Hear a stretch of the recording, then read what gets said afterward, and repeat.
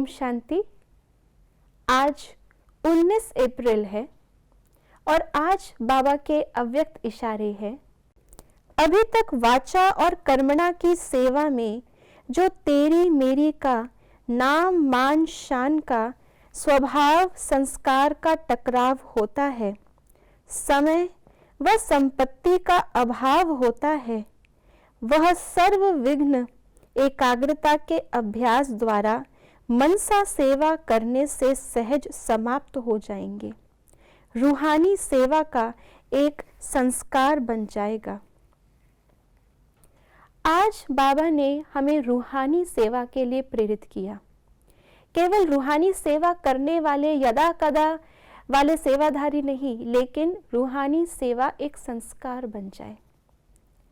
उसके लिए बाबा ने बताया कि जितने भी सेवा में रूहानी सेवा में विघ्न आते हैं वो वाचा और कर्मणा के लेवल पर आते हैं।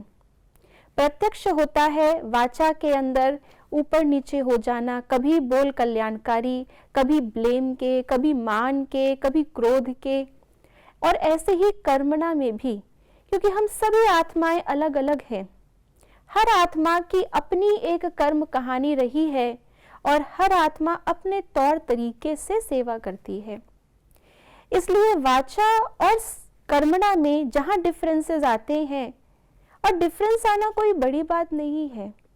संस्कार तो सत्युग के अंदर भी सतो प्रधान ही है, लेकिन राजा के अंदर राजा के संस्कार है, प्रजा में प्रजा के संस्कार है आदि। लेकिन जहां हम अपने संस्कारों के आगे दूसरे के संस्कार को एक्सेप्ट नहीं कर पाते, स्वीकार नहीं कर पाते, वहां विघ्न आता है। और इसका बीज बाबा ने बताया है संकल्प। संकल्प दिखाई नहीं देते, इसलिए वहां पे हम विघ्न आया है संकल्पों में, वो समझ नहीं पाते हैं। दिखाई देती है वाचा और कर्मणा। अभी पिछले ही कुछ दिनों बाबा ने साकार मुरली में हमें समझाया है कि जब भी हम किसी को कोई समझानी दें या कोई सेवा में हम आए, वहाँ पे समझानी देते हुए, सावधानी देते हुए भी अपनी मनसा शक्ति को बहुत ही शुद्ध पवित्र बनाएं।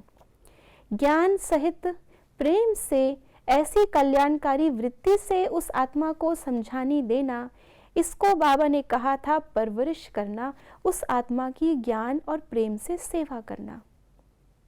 तो आज भी बाबा अव्यक्त इशारों में हमें वही इशारा दे रहे हैं कि मनसा संकल्प से हम सेवा करें।